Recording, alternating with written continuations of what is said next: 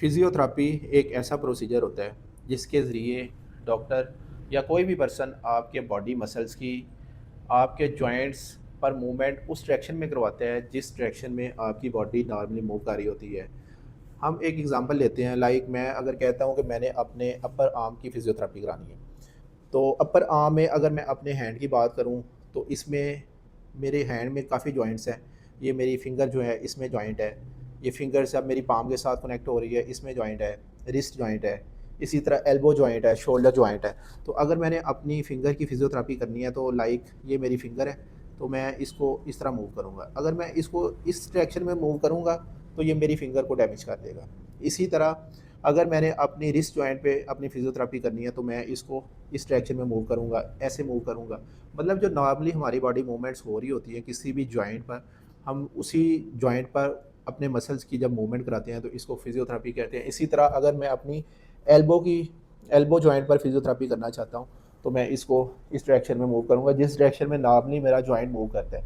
मैं elbow joint को इस तरह तो मूव कर सकता हूँ लेकिन इस तरह मूव नहीं कर सकता। उसकी रीज़न ये है कि इसकी नॉर्मल जो एनाटॉमी होती है वो इसको सपोर्ट नहीं करती। इसी तरह शोल्डर जॉइंट है, इसकी मूवमेंट हम काफ़ी डायरेक्शन में कर सकते हैं, तो इसको हम फिज़ियोथेरेपी करते हैं।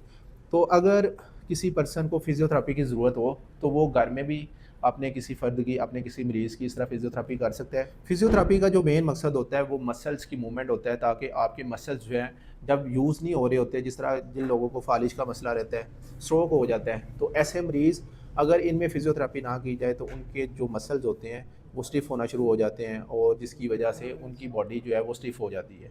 तो इसलिए जो फ़िज़ियोथेरेपी होती है इसका मकसद होता है कि आपके मसल्स को मूवमेंट देते रहना, ताकि वो डिसयूज़ एट्रोफी यानी कि मसल्स ना यूज़ होने की वजह से वो मसल्स सिकुड़ ना जाएँ। लेकिन फ़िज़ियोथेरेपी बाज़ औक़ात नुकसानदेह भी साबित हो सकती है। मेरे पास एक पेशेंट आया और उस पेशेंट की कंप्लेंट थी कि उसे 1 दिन से जो उसकी शोल्डर के राउंड अबाउट और ये जो नेक मसल है, इधर कोई उसे टाइटनेस हुई, खिंचाव पड़ा और उसे शदीद दर्द हो रही थी। उसकी गर्दन जो है बिल्कुल ऐसे झुकी हुई थी, वो मूवमेंट नहीं उसकी हो रही थी। तो बेसिकली उसे एक्यूट मसल स्पैज़म हुआ होगा और इस कंडीशन में अगर हम फ़ोर्सफुली उसकी फ़िज़ियोथेरेपी शुरू कर दें, मतलब मैं अगर उसका नेक ऐसे जो है वो पोज़ीशन में थी, तो मैं अगर उसकी फ़ोर्सफुली दूसरी डायरेक्शन में किसी ऐसे डायरेक्शन में मूवमेंट शुरू करा देता हूँ, तो इससे क्या हो सकता है, उसके मसल फर्दर डैमेज हो सकते हैं जो कि उसको नुकसान दे सकते हैं। तो इस बात को हाईलाइट करना इसलिए ज़रूरी था कि जब भी आप फ़िज़ियोथेरेपी करवाना चाहें, आप समझें कि आपको फ़िज़ियोथेरेपी की ज़रूरत है, तो आप सबसे पहले किसी भी एमबीबीएस डॉक्टर की राय ज़रूर लें। क्योंकि बाज़ औक़ात आपको फ़िज़ियोथेरेपी फ़ायदे के साथ-साथ नुकसान दे सकती है, इसलिए आपने हमेशा जब भी फ़िज़ियोथेरेपी करानी है तो आपने एमबीबीएस डॉक्टर से राय लेनी है, उसके बाद आपने फ़िज़ियोथेरेपी करवानी है। और फ़िज़ियोथेरेपिस्ट फिर आपको जो है वो रिकमेंड करता है कि आपने एक्सरसाइज़ कितने ड्यूरेशन के लिए करनी है, किस डायरेक्शन में करनी है और इसके क्या फ़ायदे आपको मिल सकते हैं।